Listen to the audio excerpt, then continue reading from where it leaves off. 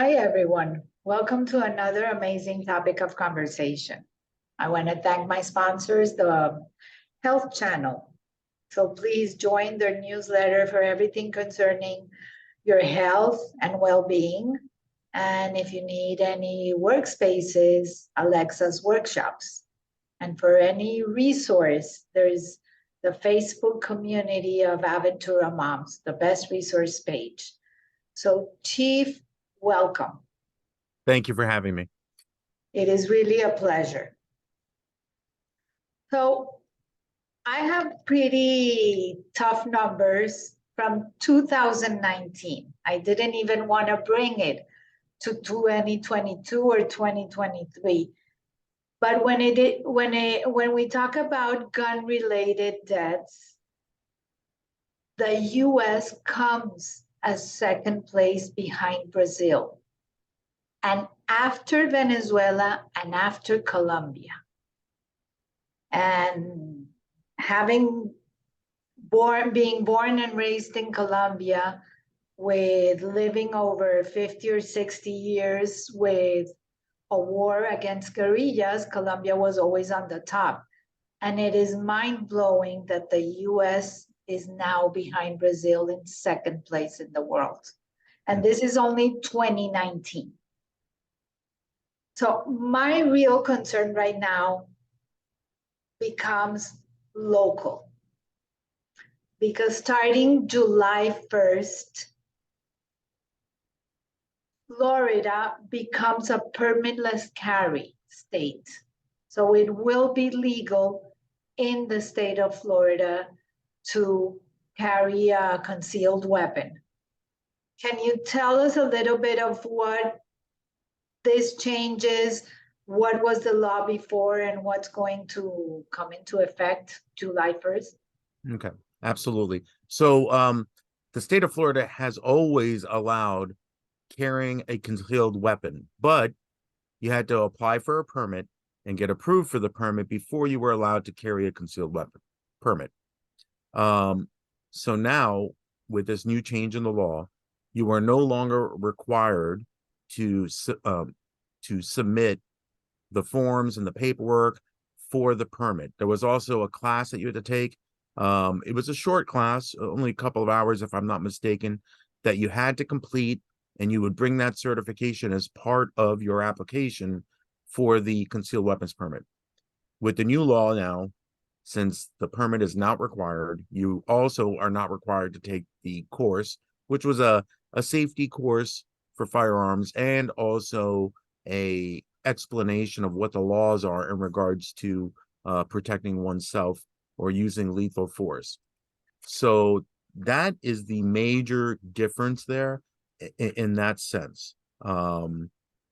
If you want to purchase a weapon without having, so when you have a concealed weapons permit, you're allowed to purchase a weapon and be able to take it home that day. If you don't have a permit, there's a 3-day waiting period. So most people, or a lot of people, will continue to request a permit and go through the permitting process with the state of Florida, just to have it and be able to purchase a weapon and not have to wait for the waiting period. And then also, we've been doing it for so long that it's just something that they feel comfortable doing. But Chief, a nail technician needs to go through a course. They need to have a license and a certificate that allows them to literally paint nails. Here we're talking about guns. Here we're talking about killing, that it basically leaves us open that we can kill people. So a gun is a tool, just like a hammer, just like a saw, yes, like a nail gun. All right, these are all tools. If you don't know how to use them, you can hurt yourself and or somebody else. And a lot of these tools will also kill you. So a gun is just that. It's a tool. Now, if a tool is used improperly, then yes, you can hurt yourself, you can hurt other people. And there's two ways that a firearm can be used improperly. One, not knowing how to use your tool, not knowing how to handle it, not knowing how to properly handle it safely, not knowing how to clean it safely. These are a whole bunch of things where people get injured. The other side of that is having a weapon and not knowing what the laws are on when you can and can't display the weapon and or use the weapon, you know. And the way I liken it to is right now we have driver's licenses and you have to go get a permit with the driver's license, right? Yeah. And I don't know if you remember when you had to go get your driver's license, the book was very, very thick, right? And you memorized everything you could and you took the driver's test and you passed. Now, there are a lot of laws out there for After traffic three laws. tries. After 3 tries, okay. After three tries. So, but there, we have an entire statute book of just traffic laws. Now, the majority of people don't know every single traffic law out there, but the license, your driver's license, makes it very clear. The responsibility is on you to know the laws for driving a vehicle, and all of the traffic laws are your responsibility. So when we pull somebody over, I didn't know that, still a violation, or I wasn't aware of that, or what. It's the responsibility on the driver is there, of knowing what the laws are. So going back, what permitless does now is it puts the onus back on the gun owner to take the time and learn how to safely use their weapon on their own and learn the laws of when you can and can't use a firearm. Are most people going to be responsible enough to do all those things? I don't think so. And now don't get me wrong. I'm a firm believer in everybody's right to carry a firearm and the Second Amendment right to do so. But I believe that the training portion and the permitting portion had a place. Look, even if you went for the class and you got your permit, you didn't become a crack shot, and you weren't No, like but at but it least was a door opening up, and there was some people that would take the class and be like, you know what, this isn't for me. I don't feel comfortable handling this. And it's just not for me. And kudos to them for making that decision. Um, there's a lot of responsibility when you own a firearm, and how to use it, how to safely use it, when to use it, and then also how to hold on to it, how to keep it. A lot of guns are taken away from people and used against them, only because they weren't able to learn how to retain their weapon or what to do if somebody was trying to take your weapon from you. So these are important things that people need to know and need to train on. the chief, the last couple of months, there have been very worry incidents. Like, for example, a kid that went to pick up his brother and knocked on the wrong door and he was shot. Or the young mother that went into a driveway, it was the wrong driveway, and she was shot and was killed. Mm-hmm. So now people, like, where do you draw the line? Isn't this going to take a toll on the police? Like, you stop someone and you don't know if they're gonna pull out a gun on you guys. Like, isn't it Well, going to be less safe? we always assume that everybody has a gun. That's just the way we work. The two examples you brought up, those individuals were not carrying a weapon. They were in their homes. And now those are open cases that haven't been decided yet. And I believe, if I'm not mistaken, both of those individuals have been charged, because even though they were in their home, they had a weapon, and they were under the belief that they were allowed to use their weapon to protect their home. They didn't have all the facts, or at least misjudged the facts, and that's why they were under arrest. So it's very different from permitless carry, right? So you having a gun in your home, perfectly legal. It's always been legal for that, for you to do that. Putting the weapon on you and carrying it outside concealed had always required a permit. Now it does not, or won't, as of July. But isn't that putting more guns out there and becoming more dangerous. Like, for example, all the people that have been now injured or killed in the highway because of road rage. Mm-hmm. And there's a lot of people that are really angry out there. And if they're now having a gun, what stops them from just pulling it out there and killing you? And yes, Right. it was self-defense. Self-defense for what? Because I crossed you on the road or something? Well, I mean, look, anybody can use any defense they want. It's whether or not they can prove it in court. And, using lethal force, it's pretty clear. You have to be in fear of your life and or the life of others around you. And it has to, you have to be able to prove that in some sort. Um, so, you know, I hear your question. I just don't know what the alternatives are. We have a lot of weapons in our state and throughout our country. It's a country that is, has a steeped history in guns and using guns for hunting and using guns for survival and so on and so forth. So I don't think we're going to see a day where all guns are going to be eliminated. You know what I mean? I don't see that. Um, and you got to remember that the laws that we have only govern those who are willing to be governed. Okay. So let me explain that, right? I follow the law. You follow the law. It's a choice to do so because if I don't, I know there's ramifications. And I'm not willing to pay those ramifications. But criminals, on the other hand, are criminals because they don't care about the law. We can make 10 more laws about guns. If they want to use a gun to commit a crime, they're still going to use a gun to commit a crime. The law is not going to stop them. They're able to get weapons easily. That's why I tell law-abiding citizens who have guns, make sure your guns are secured and locked away. So more importantly, for your family not to be able to get them. And we do have a law that if you have children under the age of, I believe, 18 in your home, you have to have your weapons locked where they can't get to them. But aside from your family and protecting your family, keeping those guns locked so bad criminals don't get a hold of them and use them later on down the road for horrendous crimes.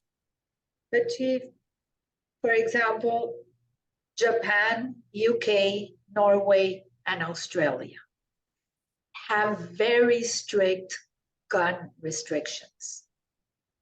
And there is a 0.2% of mass shootings. Here we have mass shootings every day. So at what cost are we keeping the guns out there? Okay, so who needs to die before AKR-15s are banned? well, AK-15, AR-15s and AK-47s, but Okay. A lot of these cultures that you mentioned don't have a long history steeped in weaponry, or at some point did those laws many, many, many, many years ago. And they're not exempt from having issues the way we do. In fact, those are picking up in their areas as well. And you'll also find that in some of those areas that you mentioned, rather than guns, people are using machetes or blades to do the same kind of crimes with the same kind of numbers. But my point being is, we do have the Second Amendment. It's a constitutional right. And figuring out a way to educate people more, again, going back to how guns are a tool, right? Guns are a tool. Why all of a sudden are these tools being used so often in such a bad way, right? The gun that you see today is the same gun that it was 10 years ago. It's the same gun that it was 20 years ago. These guns have been around for a long time. The actions have changed, so the real question is what's going on in our environment, what's going on in our society, right? Where there is an uptick in this type of behavior.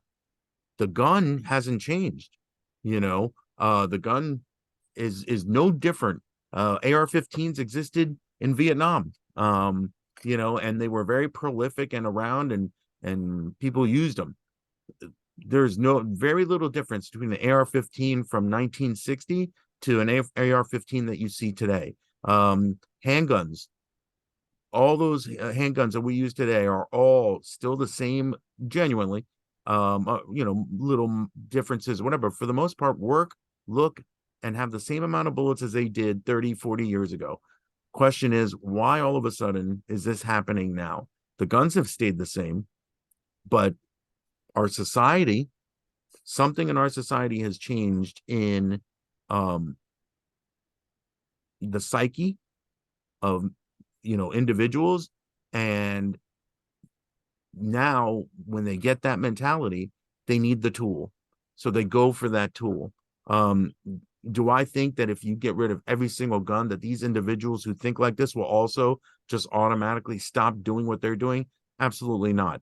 They'll find another way of accomplishing their goal, which is sick, to hurt, kill, maim, whatever it may be, for whatever reason, because they feel slighted or bullied or whatever the case may be. But they don't have good coping mechanisms, and that's why we're seeing what we're seeing. So the real question is, what do we do to get people to have better coping mechanisms? How do we address the issues earlier on, where people who feel mad, frustrated, angry, we can deal with them in a way where the inevitable result isn't them grabbing a weapon and trying to hurt innocent people? You really have a point. And I think the answer is education. Absolutely. But now with permitless carry, there's not even the safety protocol that was in place before. Yeah. So not only instead of putting more education and teaching the people what can happen and the whole thing, we're taking it away. Yes, that part is being removed. And I'm all for education. I'm all for getting as much information as you can about something. Look, you don't buy a car and give it to your 16-year-old, and for the first time give them the keys and go tell them, all right, congratulations, have a good day, go. What do? We sit with them. We don't even have driver's ed in most schools anymore. So now the parents have to do it, or you hire somebody, whatever they can. When I went to school, we had driver's ed, and even then I still drove around with my dad. He showed me, he wanted to see that I was learning something. I wasn't a knucklehead, and then at some point, when he felt I was mature enough, it was like, okay, now you can take the car and go and drive, because the car, it's a great thing to have, but a car is a weapon also, and we've seen it used as a weapon. So but you need a driver's license, you need to learn how to use it. Exactly. You have a whole process. Yes, exactly. So I remember the first time that my dad said, okay, let's get in the car. I got in the car, he explained, and when I learned how to drive, it was a stick car. Yeah. Now there's, I think, very few. And I remember I did a big oops. I forgot to open the garage door. So I totally crashed the first day. Yeah. And it was a huge deal. Not only the garage door was broken, the car was damaged. And that's a learning process. Yes, absolutely. And here you're giving the most dangerous tool to people without any kind of education or anything. I always, I have people asking me all the time about, should I get a gun? Should I not get a gun? I go, getting a gun or having a gun is a personal choice but you need to be really honest with yourself. One, why am I wanting to do this? And two, am I willing to use the tool the way it's supposed to be used? If you aren't comfortable with that, that's okay, but be honest with yourself. Maybe choose something else. Maybe choose pepper spray. Maybe choose a taser, whatever the case may be. If you feel that you need to protect yourself, but I'm only willing to go to this amount where I feel comfortable. Because if you don't feel comfortable with it, then you're going to end up hurting yourself or hurting somebody else with a tool that you don't feel comfortable with. There's a challenge, Chief, for you. Oh, no, absolutely, it absolutely And is. now there's it's gonna be an overload for all the police stations Right. Well, in and July. a lot of people don't realize that when we pull you over, if you have a weapon on you and you were carrying a permit, and they would tell you this in the permit class to make sure to keep your hands on the steering wheel so the officer can see. And at first opportunity, you would tell the officer, just so you know, officer, I'm carrying a weapon and I have a concealed weapons permit. Okay, great. Thank you very much. You know what I mean? Makes my life easier, makes their Correct. life easier. Now without the permit, they're still supposed to advise us that they have a weapon on them, whether they They know don't that or not. know. Right. They Nobody have to knows. study and they have to read the rules, and they may not do that. So the excuse of, well, I didn't know that, that won't work either. So we'll have to see what happens after July 1st. Hopefully everybody reads what the rules are. Hopefully, or if not, you can spearhead an education program. Well, we're always here to educate whenever anybody needs, so that's not a problem. Chief, any last advice as we're starting summer for parents with their kids out of school? Just kids are looking forward to summer. They're happy to be out of school, and they're going to need things to do, and just monitor where they're going, what they're doing, how they're doing it. Who You they're know, doing it with? right, and who they're hanging out with, and just remember, like the mall and areas like that, they're not babysitting services, they're businesses. So make sure your kids are kept busy with productive things to do and productive friends so that they can have an enjoyable summer. Thank you so, so much. Have a wonderful summer, Thank you. and hopefully we're all safe. Always. All right, take care. Everyone, stay safe and see you next week. Have an amazing day. Thank you.